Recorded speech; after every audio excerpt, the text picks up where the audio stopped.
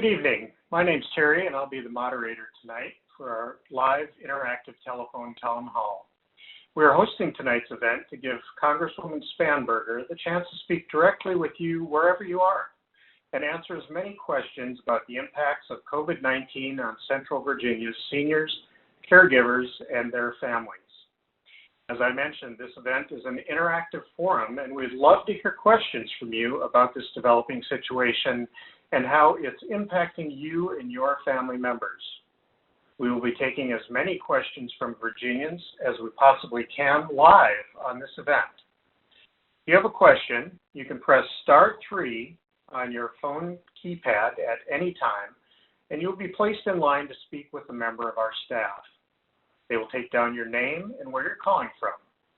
Then the next time you hear your name, you will be live on the call and you'll be able to ask your question directly. If you're streaming the event on our website, you can simply type your name and question below the streaming player. Additionally, if you'd like to receive updates from our office via email, please press *6 on your phone keypad at any time, and an operator will collect your email address. We could receive a lot of questions during this event, so if we are not able to address your question, please call our district office at 804-401-4110 during normal business hours. Again, if you have any questions throughout the event, please press *3 on your keypad or type them below the streaming player. If you would like to receive updates from us via email, please press *6 on your phone keypad at any time, and an operator will collect your email address. At this time, I'd like to turn it over to Congresswoman Spanberger to introduce our guests. Good evening, and thank you for joining me on tonight's telephone town hall focused on COVID-19's impact on Central Virginia, our seniors, caregivers, and their families. As many of you know, COVID-19 has presented tremendous risks to Central Virginia's seniors, and it has created stressful situations for their families. During this uncertain time, I know that reliable information is important, and as we work to keep our families and our neighbors safe, I hope that we can provide some of that reliable information tonight. Please know that you can always reach out to my office if you need assistance or if you have any questions. Tonight I'll be joined by experts who will be able to provide up-to-date information to the 7th District seniors and their loved ones.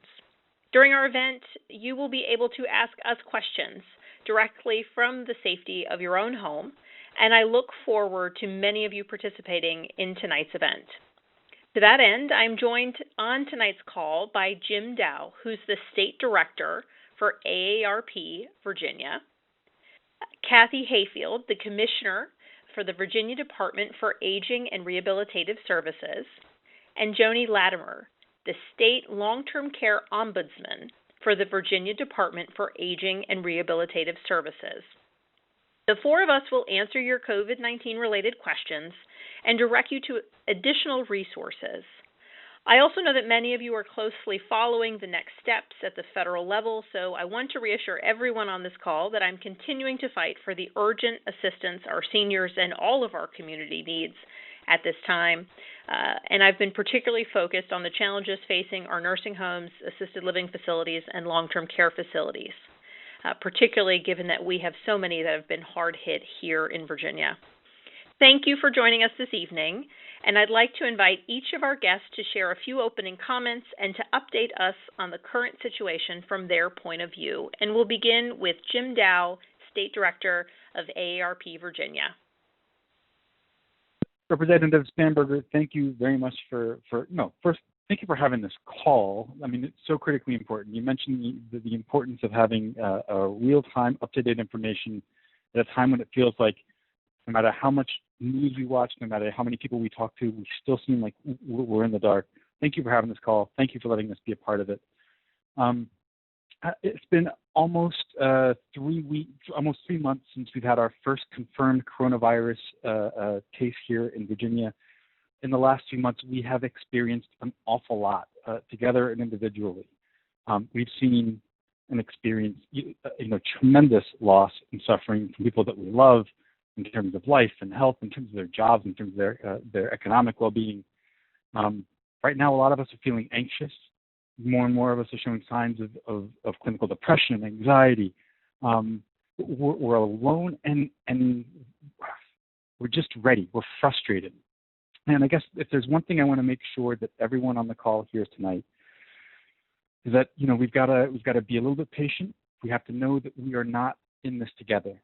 We've got folks that are helping us. We've got leadership. It's going to take some work, and it's going to take some work from each one of us. It's going to take some work from advocacy. I want to take a minute to brag about some of the folks that I get to work with at AARP, our staff and our volunteers who are working, with our state lawmakers and governor, who are working with the president and members of the federal delegation to advocate for things like fixing, as Representative Spanberger mentioned, the truly critical status of things right now in long-term care facilities, trying to help people vote safely, trying to help people keep food on their tables. We're trying to help people beyond kind of legislative advocacy, help themselves be advocates for themselves and for their families.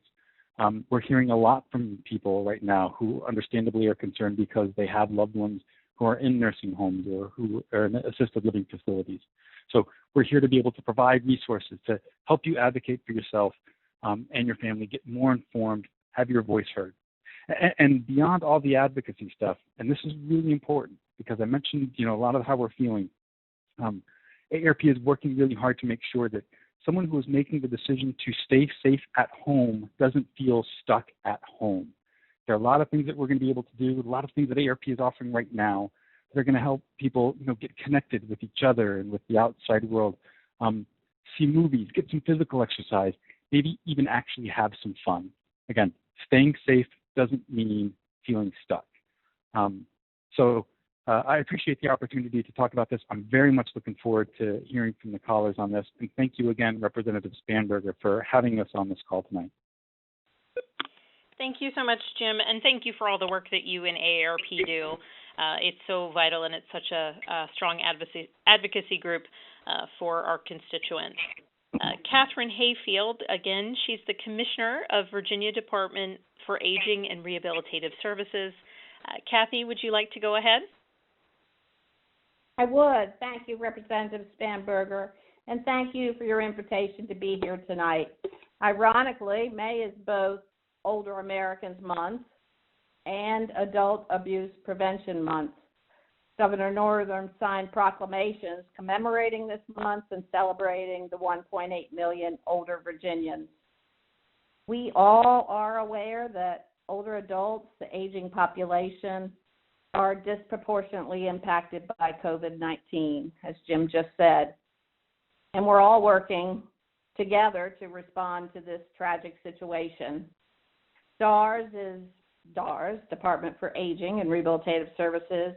We are very appreciative of the Congresswoman's work and her efforts and advocacy to bring dollars into Virginia to respond to the needs of some of our most vulnerable citizens. Just for your information, DARS received $5.5 million in Families First funds that we have distributed to the 25 area agencies on aging. And they are using these dollars to supplement the funds they already had so that they're able to expand meals for older adults all across the Commonwealth. Also, with your help, we received over $18 million from the CARES Act that we've distributed to the AAAs, that they're also being used to help senior citizens receive food and other necessary services that they need as a result of being isolated at home. So those dollars are tremendously helpful at this time. In addition, with the CARES Act and Joani Latimer, the state long-term care ombudsman, we received $500,000 to provide ombudsman services, to expand the services for individuals, nursing homes, and assisted living facilities. So those are good things. In addition, the General Assembly and the governor approved millions of dollars to increase the daily rate for nursing homes during this pandemic. by providing an additional $20 a day for individuals who are in nursing homes to improve the services. Also, there have been recent changes to the SNAP program. So many elderly individuals have been isolated in their homes and not able to get out to purchase food with their SNAP benefits. And that has been just tragic for so many people because they can't hand their SNAP card to other people to go purchase food for them. So Virginia is now a pilot program, and individuals will be able to purchase food online at this time through Amazon and Walmart, and hopefully more in the future. Also, the administration is looking at numerous proposals that will push additional CARES Act dollars into our communities to respond to the needs of Virginians impacted by COVID-19. So there are so many good things happening to help us respond to this terrible pandemic and to respond specifically to the needs of those who are disproportionately impacted. And I look forward to hearing from you all tonight, to hearing your stories, and giving us some insight of how we can help more. So at this time, I'll pass it back to Representative Spanberger. Thank you so much, Kathy, and thank you for providing so many valuable updates in your introductory remarks. And we will move to Joani Latimer, who's the State Long-Term Care Ombudsman for the Virginia Department for Aging and Rehabilitative Services. Joani, over to you. Okay, thank you so much.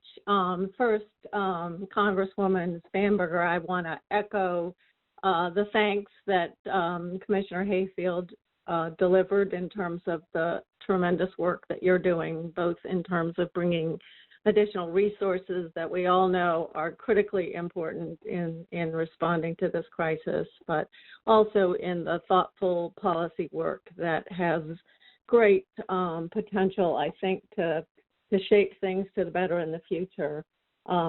Just so much appreciate your highlighting this terribly important issue as we're all trying to support older adults who are, as we know, particularly vulnerable to this devastating virus and really the immeasurable ripple effects that are still evolving for us.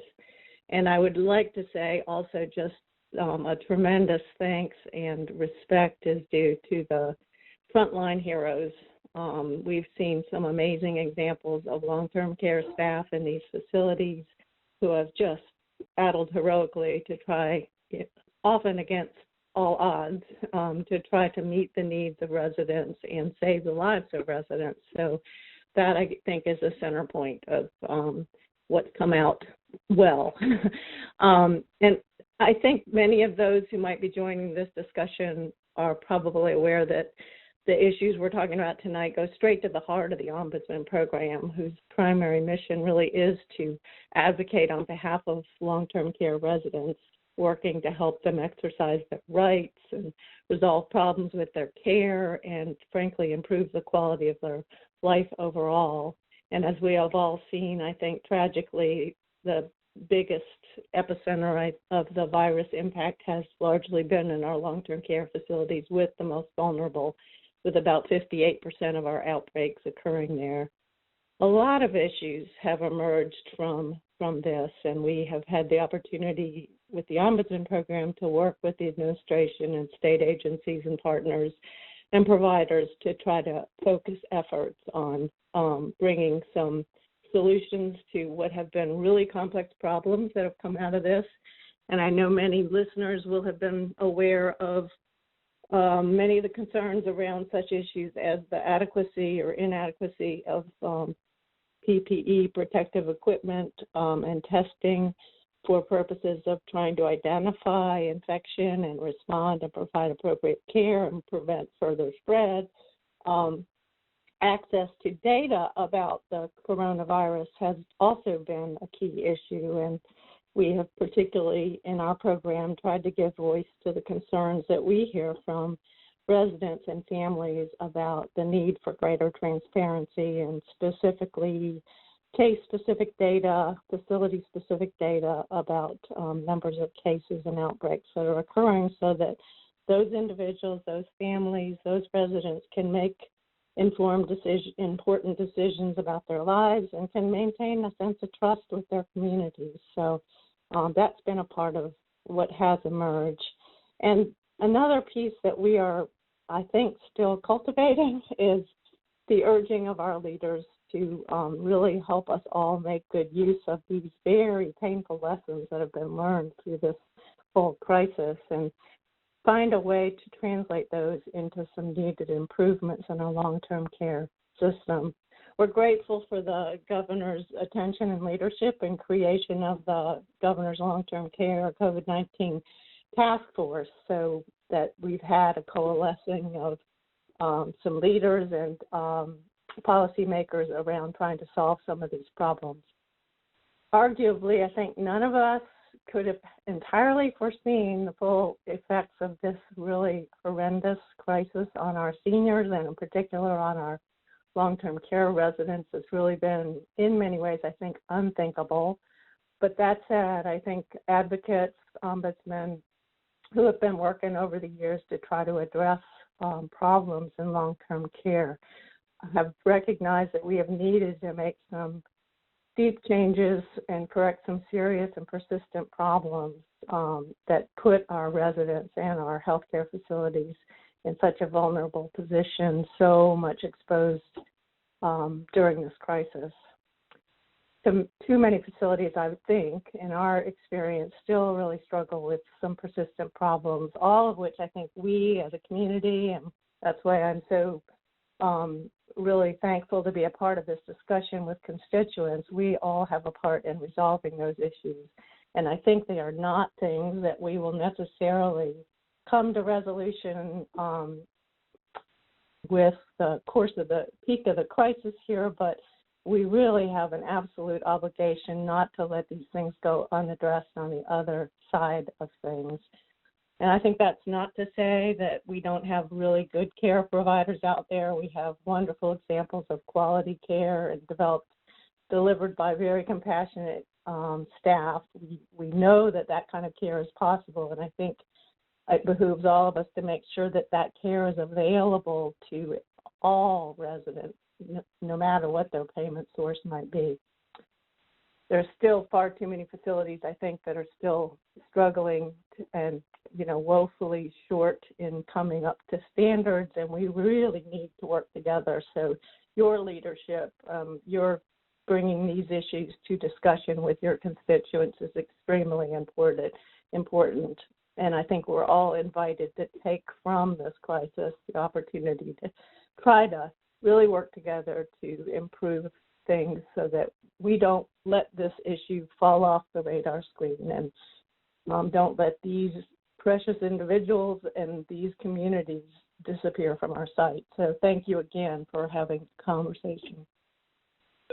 Thank you so much, Ombudsman Latimer.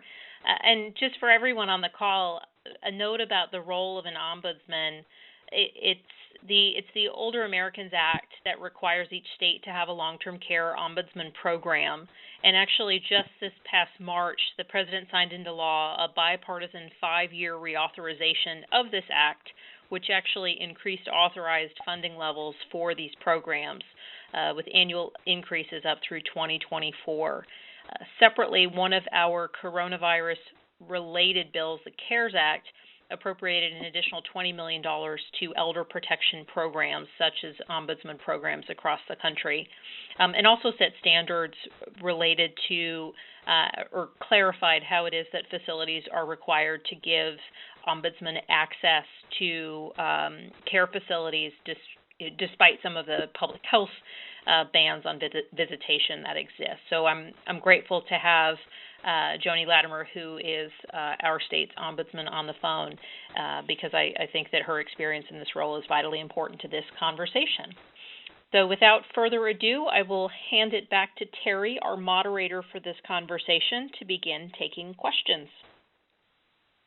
Thank you, Congresswoman. Just a quick reminder, this is an interactive COVID-19 focused forum. We'd love to hear your questions. If you have a question, you can press *3 on your keypad at any time to get in the queue to ask a question.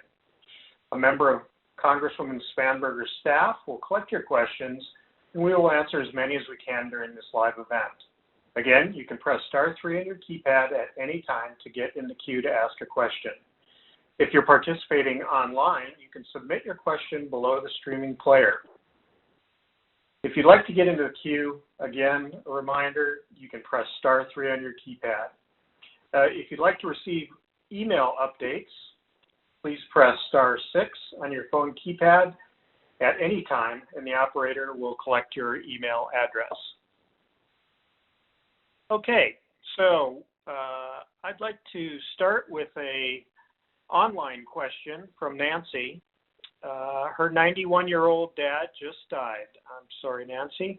He had Alzheimer's and lived in a memory care facility in Stafford. Because of the virus, she was not allowed to go in and visit, and finally did get to visit him just as he died. All right, that's the question. Well, if I may go ahead and make a comment on Nancy's submission. Nancy, thank you for sharing that story. That is, yours is a story, while wholly tragic in what your experience was through your father's end-of-life illness and passing. We're hearing stories like that from individuals across our district, and that is why it is vitally important from my perspective that I'm continuing to advocate for strong testing and the aggressive ability to ensure that our long-term care facilities and nursing homes have the resources, the personal protective equipment, and the testing abilities that they need, so that as we're moving forward as a country in our control or efforts to control this virus, that we are able to move in a way that's safe and focused towards being able to open up and allow for safe visitation by family members for those who are living in facilities like where your father was. And I'm so sorry for your family's loss, and I'm grateful for you sharing that story. Representative Spanberger, if you don't mind, I'd like to be able to jump in on something there. Thank you. So, Jim from AARP, go ahead. Thank you. So you mentioned, Representative Spanberger, you mentioned a couple critical elements there, right? Like, we do legitimately have, that's what my great-grandbosses call like a national disgrace right now happening at long-term care facilities. Across the country, I think around 30 to 40% of the COVID-related deaths, confirmed deaths, are happening at long-term care facilities. As of today in Virginia, it's around 56%. Right? It's just tragically too high. So stories like that, they shake you to your core. And as you mentioned, they are not unique anymore. We're hearing more and more about it. So in addition to a comprehensive plan to help protect, not just the residents of nursing homes and long-term care facilities, but also the staffers, and the people that are coming in and out. You write about the need to make sure that there's adequate testing, adequate personal protective equipment. We're still hearing stories about people at long-term care facilities, the heroes that Joani mentioned, who are going to work day in, day out wearing garbage bags to help protect themselves and help slow the spread within those facilities. That's just not acceptable. But there's another element of that story that also rang true, which is, the inability to see your loved one. And we are also hearing just tragic stories. We understand, deeply understand the need to make sure that you're preventing the spread, of the virus within facilities and outside of facilities by limiting the number of people who can come into long-term care facilities to see their loved ones. Absolutely. At the same time, it's never been easier and to connect with the loved one, and it's never been less forgivable to deny someone the ability to connect with their loved one without having to see them in person. We call this virtual visitation at AARP, and I would say some facilities are doing better than others about making sure that they, loved ones can connect with, their family members inside nursing homes through things like video chats, FaceTime, using phones and iPads, other devices. It is critically important. There are too many stories of individuals who are dying alone, and too many people who are seeing their loved ones die alone. Maybe, if they're lucky, they get a chance to get in and see them before they pass, as this one, as horrible as that is to say. But too many, it's happening without, in some cases, without them even knowing. And I also want to take this opportunity to thank Representative Spanberger. Thank you. We came and talked to you about a month or so ago, or maybe a little less, about a piece of legislation that would address exactly this. And I want to thank you, Representative Spanberger, for signing on as a co-sponsor to the Access Act, which is a bill that has bipartisan support. That's not something you can say very often right now in Congress. It's a bipartisan bill that would provide adequate funding for equipment, training, support that would allow family members to have contact with their loved ones, in skilled nursing facilities at a time when they can't be there personally, they can't be there physically. It is so, so important. Anyway, I just want to say I'm very sorry for your loss. Please know, again, I'm sorry you're not alone, and thank you again, Representative Spanberger, for your leadership to help make sure stories like this they come in less frequently.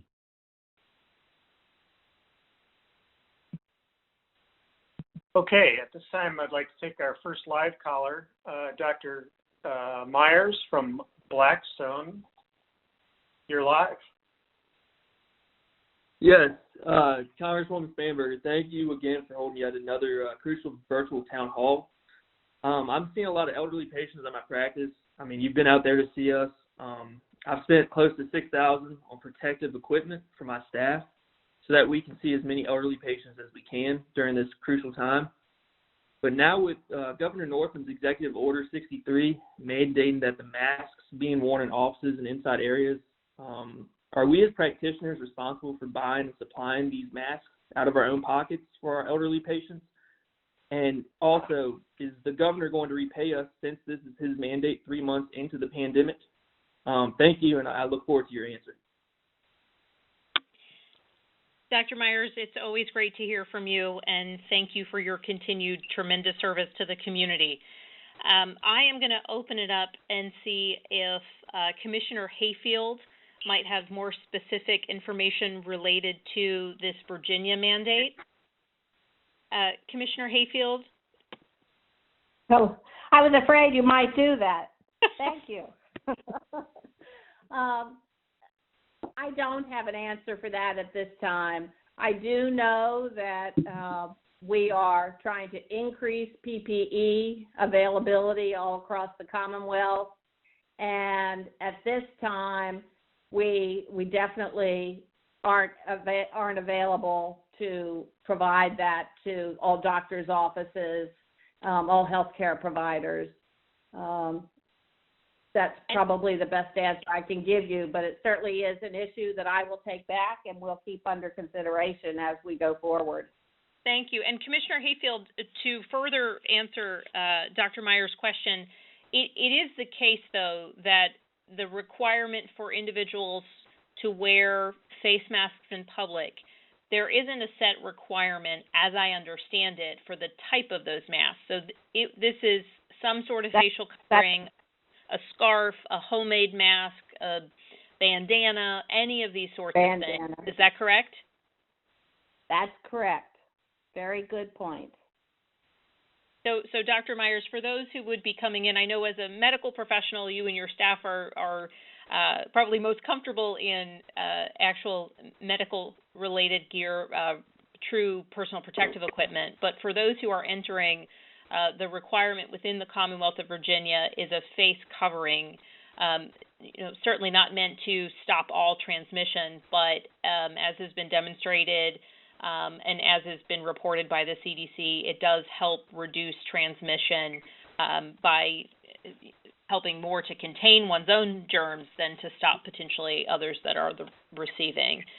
But I'll be happy to follow up if I get any additional information from the governor's office, but I hope that helps address that initial concern related to those who are incoming into your office. Okay, our next caller is from David in North Chesterfield. David, you're live. Yes, it's delightful to be here. I appreciate the opportunity. Congresswoman Spanfield.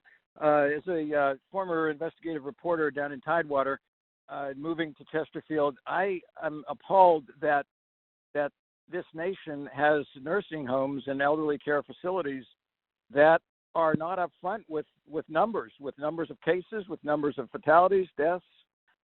If the CARE Act awards monies to these facilities and the directors are not reporting accurately cases and deaths, why is that? I mean, when I was a reporter and there were daycare facilities for children, and children were dying because of improper training by staff, this is happening in nursing homes, and I just can't understand it. There's no uniform policy or requirement for reporting incidents such as this, and it's denying the families the right of this knowledge. There's no accountability, no credibility. Either when I see these stories and read these stories, I'm thinking either these directors of these facilities have clout, political clout in the local governments, or there's no regulatory agency. So that's my question. Thank you, David, and thank you for that question, and thank you for your work as a journalist. I'm going to begin by talking about things at the federal level, and then I'll open it up to my state colleagues if they would like to add anything. So we have in place now under CMS reporting and transparency requirements that began on May 1st. And so as of May 1st, nursing homes must report to CMS on a weekly basis information related to COVID-19 infections and deaths as 1 point, PPE and hygiene supplies, ventilator capacity, and access to testing. This rule also requires that nursing homes inform residents, their representatives, and their families of any confirmed or suspected COVID-19 cases in the facility. So this is relatively new in terms of a full rule requirement. It went into effect on May 1st. The first report was due on May 8th, but CMS did give a grace period for facilities to come into compliance, and that grace period just ended on May 24th. And so this information, and the whole point of collecting this information is to make it available to the public, and this information should be available on CMS's website. We have set the expectations a little bit vaguely by saying by the end of May. The last time we checked, it still wasn't there, but we've got a couple more days, I suppose, till the end of May. But this reporting requirement will only apply to nursing facilities. So any assisted living facility or intermediate care facility that serve those who might have intellectual disabilities, those facilities are not affected by this. So that is a challenge for families of individuals in those types of facilities. Because in Virginia, notably, those facilities are regulated by the Department of Social Services rather than Department of Health. So there's a difference in terms of the types of oversight. So, David, to your point, I think I would also acknowledge, while this is now a step in the correct direction, what began on May 1st, it is absolutely inexcusable that for the first 2 months, 3 months, while this virus was taking hold, and the first real outbreak that we saw was in a nursing home facility in Washington State, and we watched the tragic outcomes there. Throughout Central Virginia, I had constituents who were concerned, what do they do about a loved one? Should they try and remove their loved one from the facility? And the fear was tremendous. And the fear is based in the lack of information. So while this is a move in the right direction, unfortunately, it does come very, very late. But I do think this is a move in the right direction. And then one more thing, you made a comment about nursing directors and medical directors in facilities. I have joined with colleagues in a bipartisan effort to get CMS to begin keeping a public record of the names of medical directors and associate medical directors and other physicians that are paid as administrative personnel in nursing homes, as a way of helping to improve oversight of nursing homes. I think this is incredibly important Sometimes it's very hard for families to know who's actually the medical person, who's the point person for a particular facility, and in some cases, are they the point person for multiple facilities? This is a challenge for families, and we want to make sure that information is available to the public so that there's a bit more transparency about what is occurring at the facilities where individuals have their loved family members. So from a federal perspective in our engagement with CMS, I'll end there. And if my colleagues on the Commonwealth of Virginia side have any additional comments on David's question, I welcome you to provide them. Congresswoman Spanberger, this is Joani Latimer, and I'll piggyback a bit on your comments, which I think certainly characterize a huge issue. We've been deeply concerned about the lack of transparency and pushing from our program's perspective, trying to give voice to those concerns that consumers and residents of all people need to have this information about the very places where they're entrusting their loved ones, where they're receiving care. And it has been, as the representative said, too long in coming. And we, I think yesterday, had checked the CMS site, and it had not posted yet, but it is to be there, as indicated. So we'll keep checking for that. I would sort of underscore that huge concern that this is only going to provide information, data for nursing facilities and not for assisted living. I think this is the ongoing struggle with a lot of our long-term care, is that so much is not particularly transparent to residents and families. But of all things, we think, this crisis should open that door. One of the things that at the state level has been a real challenge is the fact that we have code language, Virginia code, that specifically addresses healthcare privacy issues. And the way that code is in there really makes the corporation a person for purposes of healthcare privacy. Now, we have been arguing, I think appropriately, that we're not asking for any disclosure of individual information about their health.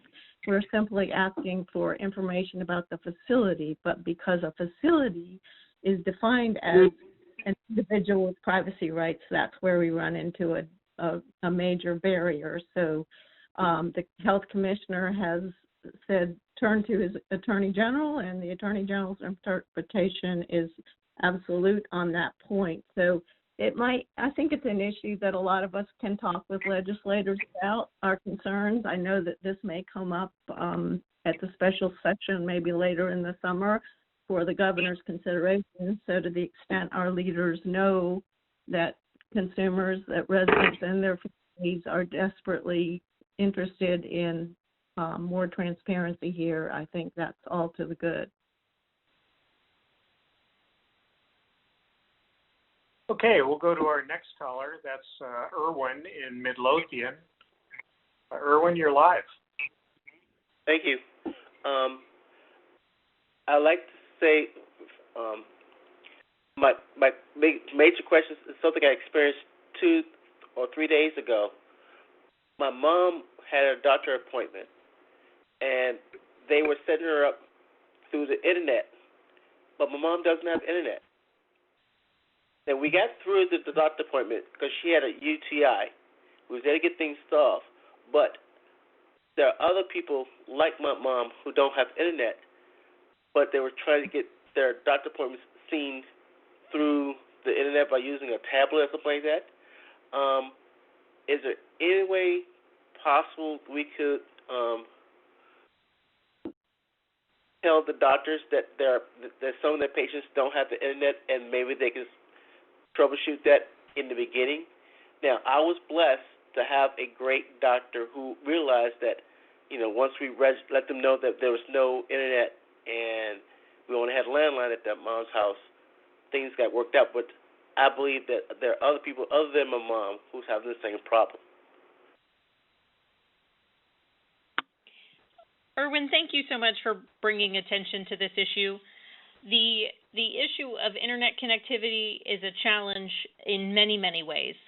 For some of our communities, there's places where even if your mom wanted to have internet, she couldn't have it because it's not available in certain parts of the 7th District, particularly our rural communities. But for our neighbors and people like your mother who have a landline at home and that's their primary mode of communication, the move towards internet-based telehealth presents some challenges. Now, the good thing is that during this pandemic, we as a country and certainly the U.S. Congress has really advocated for the use of telehealth services for seniors and other Medicare beneficiaries, ensuring that they can have greater access to telehealth services, and that's important to avoid potential exposure. But it does create challenges for folks like your mom who may not have internet at home. And I've heard these same frustrations from providers, from physicians who are having a quality consultation with their patients via the telephone, but it is counted differently from a Medicare perspective if it's on the telephone or if it's in a video internet-based discussion.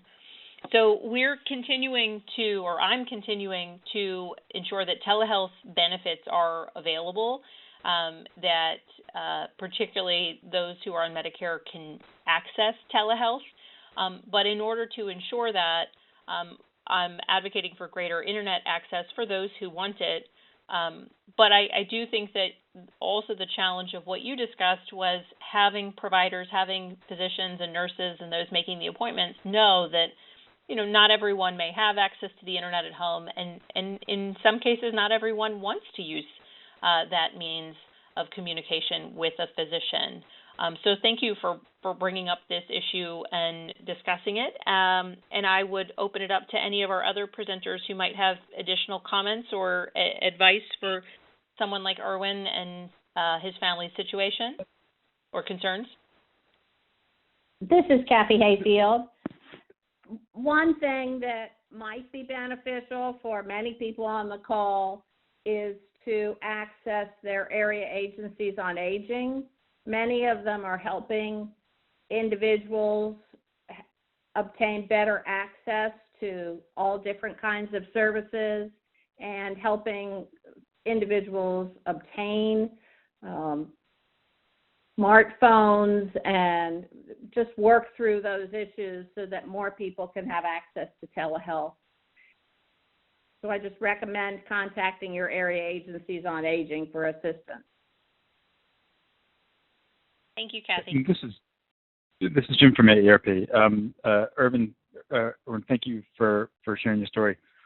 As we get through this and more the layers of COVID-19 and its impact, we're just seeing more and more. In some cases, it's showing us cracks in the system that have been there for a long time. We're seeing that especially in the long-term care system.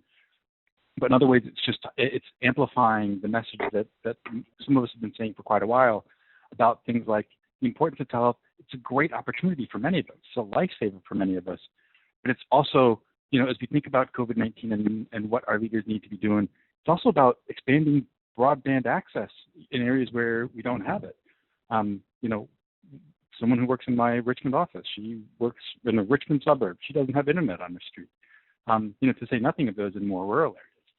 This is big. It's comprehensive. It's gonna take a lot of work, and we've got to expand the scope of how it is we understand what is what COVID-19 is revealing about the country, the things that we're going to have to do to fix it, the time and probably the resources that we're going to have to invest in it.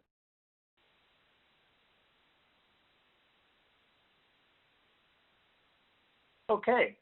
Our next caller is Sharon from Richmond. Sharon, you're live. Hello. Thank you for taking my call. Yes, I'm Sharon Brewer. I live in West Henrico County. I'm 78 years old, and I would like to know who's eligible for those food programs. You mentioned several that at the beginning of the meeting I chimed in that there's several food programs who's eligible for them, and how do you access them? And then my second question is, I'm having difficulty finding masks. And I wanted to know, are there any local retailers that you know of that sell masks? Thank you. Thank you. Okay. This is Abigail Spanberger. Sharon, a couple things. We'll be happy to get, our office has a resource related to food security issues that we're happy to get you a copy. If the individual who took your initial information, we can follow up and send that to you either by email or by mail, whatever your preference. But I believe it was Ombudsman Latimer who spoke, or it might have been Commissioner Hayfield who spoke at the beginning about food security programs here locally. Would you like to follow up and provide additional details on the programs you were discussing at the opening? I will do that. This is Kathy Hayfield. So you live in Western Henrico? Is that what I heard? That's what she said, yes. Okay, great. Well, your area agency on aging, which is called Senior Connections, is providing home-delivered meals, and that's who you would contact. But I believe that the Congresswoman said she would get you information, but I could also do that same thing as well.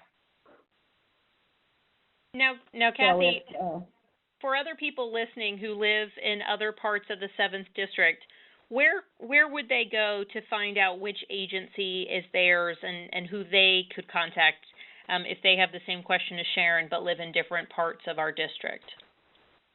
let me give a general phone number that can be called to our agency, and then we could connect them with the right area agency on aging. Ready? It's 804-662-9333. That's our Office of Aging Services. The number's 804-662-9333. Thank you so much. And then Sharon had a question about where we might locally be able to get masks. And I would open that up to anyone else on the line. Sharon, we're happy to do a little bit of local research. I'm very lucky that I have a mother-in-law who is a quilter, so I'm getting mine homemade from my mother-in-law. But if anyone else has anything to add for Sharon's question, please let us know. Yeah. Hey, I was going to say, this is Jim. Just anecdotally, I'll let you know that that over the weekend I was at 2 local pharmacies. I also live in Western Henrico. I don't know if I'm supposed to say this, but one of them was Westbury. They were selling masks of different varieties. We're also seeing some at grocery stores. And this is Kathy Hayfield. I've seen them at CVS Pharmacy, and my husband's personal assistant came in today with a new mask on that he said he purchased at Michael's. So I think that we're going to start seeing them in all kinds of places. And Sharon, so we've got a variety of different pharmacies, CVS, and local shops. And then notably with the facial covering requirement for public spaces that we'll have here in Virginia, you can also use a scarf or a bandana or another way to cover your face and protect yourself and others.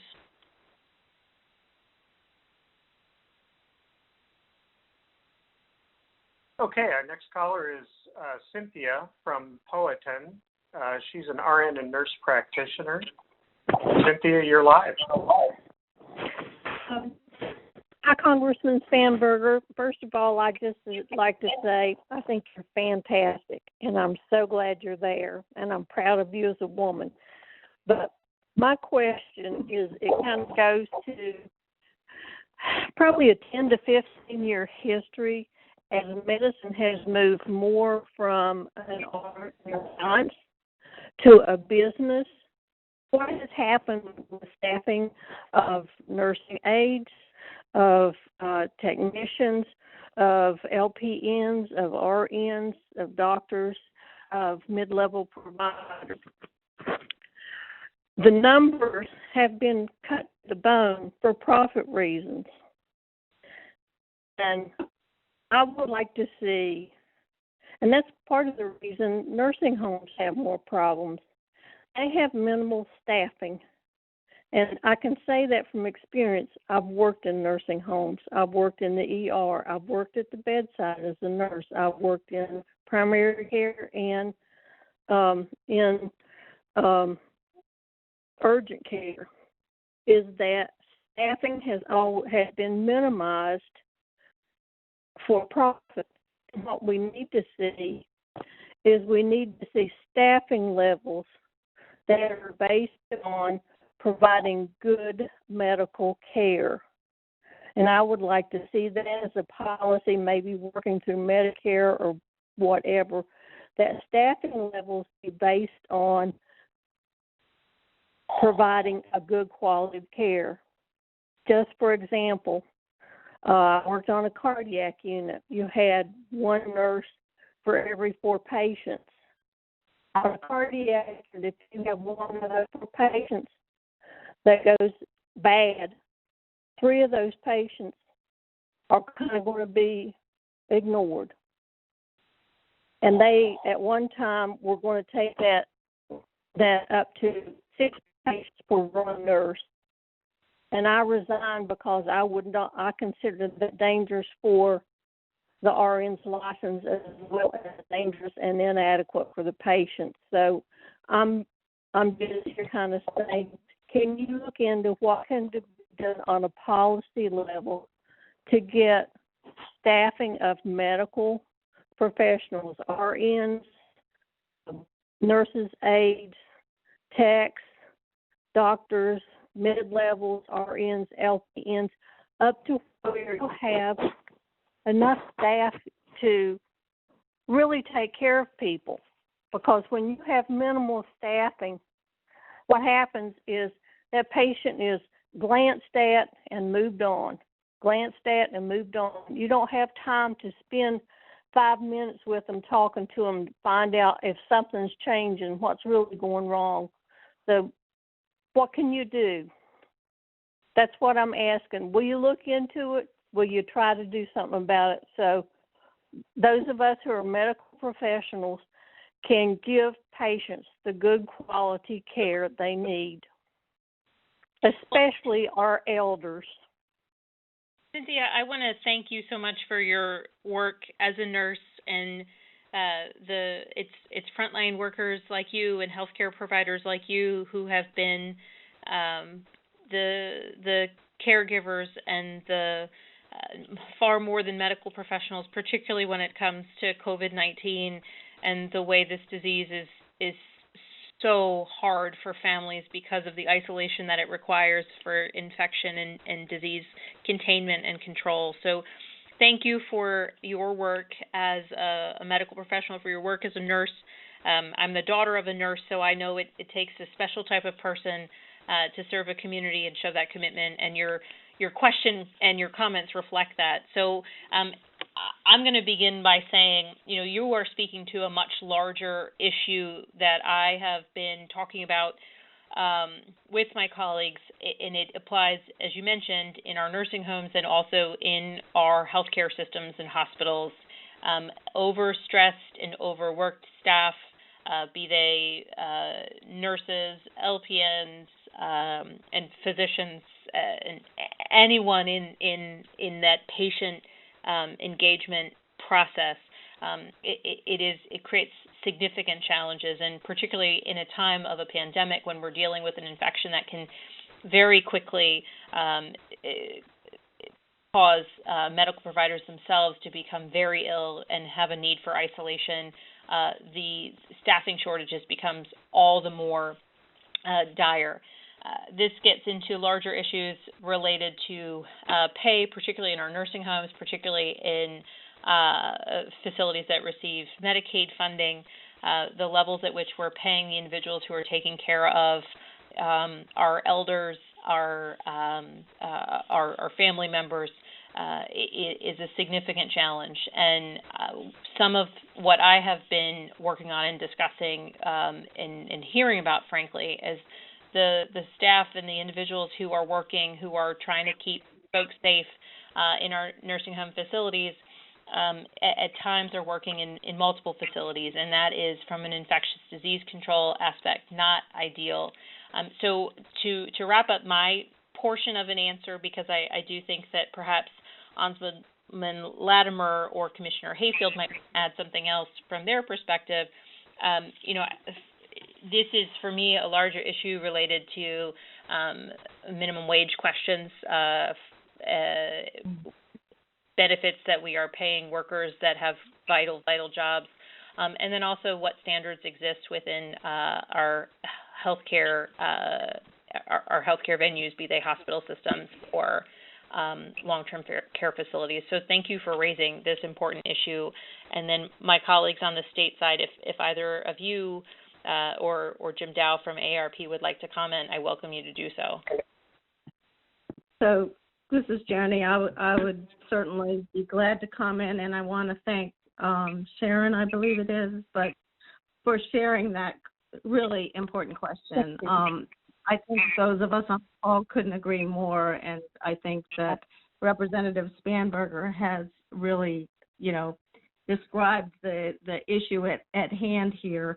This, I think, if it's at all heartening, this COVID crisis has brought some of those underlying, long-standing, critically difficult and important issues, the lack of staff in our facilities, which we all know is probably the key element to the quality of care. And we know that we have many facilities that are not adequately staffed. We could write a treatise about all of the interacting pieces and parts of why that is the case, whether it be compensation levels or the culture in facilities. Providers will often tell us that they can't find people, and that is part of the issue. There's a lack of availability in the workforce, but that's in part tied in with some of the conditions of the work and the lack of respect and support and benefits and so forth. So I think I would personally pledge to work with Representative Spanberger and her efforts going forward to see what can be done on the federal level about this. We have addressed it at points on the state level. There's a lot of resistance to maybe having a set ratio that gives us something more tangible to hang our evaluation of adequacy on. But you would be an important voice going forward, and I think if you wanted to, not to put it on you, but if you were willing and able to be a voice in some way, as you have been tonight, to sharing your personal experience, it helps go a great distance overcoming what we often encounter, which is, it's perhaps just an isolated situation, or this is anecdotal and not data-driven, et cetera, where we know that the reality is that folks are not getting care because there just aren't enough caregivers to do that. So I so appreciate your sharing that perspective. I'd love to talk with you more if there's an opportunity. And as I said, I'd love to work with the Congresswoman on her efforts going forward on that. Thank you so much, Ombudsman Latimer. I look forward to continuing the conversation on our side in terms of, identifying actionable items that I can focus on at a federal level.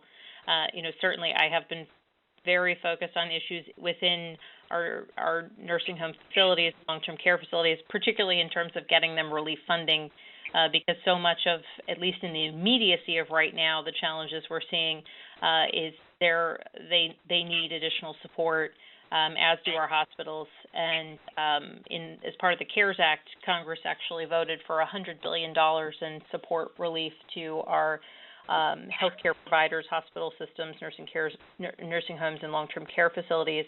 And I've been leading an advocacy effort to ensure that sufficient portion of that funding allocation does go to nursing homes and long-term care facilities. So far, I would argue that it has not been nearly enough, and I've spoken with CMS administrators, Seema Verma, about this. I continue to advocate on this, so I'm looking forward to future opportunities and places where we can perhaps join forces, and from a federal perspective, I can continue to ensure that we're making steps in the right direction. It is about the care of the patients. It's also from a public health perspective, with the expectations being that this virus will resurge periodically. The challenges that we've seen because of staffing now it is a challenge that we need to address before we see a potential next wave of this virus. So thank you for your comments, and I look forward to continuing the conversation. Ombudsman Latimer and Cynthia, thank you so much for bringing this issue to the discussion. Congresswoman, this is Kathy. One more thing. Yes, ma'am. Just before we close this call, I realize that there are many people out there who might have the same need that Sharon does in how to access food and other services. And so I wanted to encourage folks to contact 211 Virginia for their local services. And also the Department of Social Services has put a website up that's covid.virginia.gov. That also is a very easily accessible website that will help. Can I get help with food? What do I do if I've lost my job? What do I do if I can't pay my bills? How do I get insurance? That could be useful to people as well. So 211 Virginia and covid.virginia.gov. And Kathy, could you, for the 211 Virginia, how would one access that? That is a state website. So you can call 211 Virginia or go to the website. Excellent. And we will, on our website and our Facebook page and our Twitter feed, we will also share the phone numbers and the websites that Kathy's given in response to Sharon's questions as well. Sounds great. Thank you. Thank you very much. Okay, with that, we're coming to the end of our live event this evening. Thank you for taking the time to join us for this important telephone town hall with Congresswoman Spanberger and our local experts. We appreciate the opportunity to answer your questions. But if we were not able to get to your question this evening, you can call our district office at 804-401-4110 during normal business hours, or go to spanberger.house.gov. We will host more of these events in the future to keep you informed on what Congresswoman Spanberger is working on in Central Virginia, available resources in the 7th District, and other important updates. With that, I'll hand it back to Congresswoman Spanberger for some closing remarks. Thank you very much, Terry. And I want to thank the guests who joined us in answering questions. So thank you so much, Kathy and Joani and Jim. I really appreciate the expertise that you brought to this discussion. To all of the constituents from across Central Virginia who joined tonight, thank you for taking the time to be a part of this discussion. I want to make sure that while we covered a variety of topics on this call tonight, I know there are many questions that might be unique to particular individuals on the call. I welcome you to call our office. There's no question too big or too small, or no issue that isn't of interest to us. So I please welcome you to call our office if you have a question or concern, or if you're looking for a little bit more information. We are happy to provide that. As Terry mentioned, our website is spanberger.house.gov, And on that website, we have a whole tab of information related to COVID-19 and the coronavirus, information about the recovery rebate direct payments, about food and nutrition services, a lot of information that might be of value. You can also call us directly and speak to a real live person at 804-401-4110.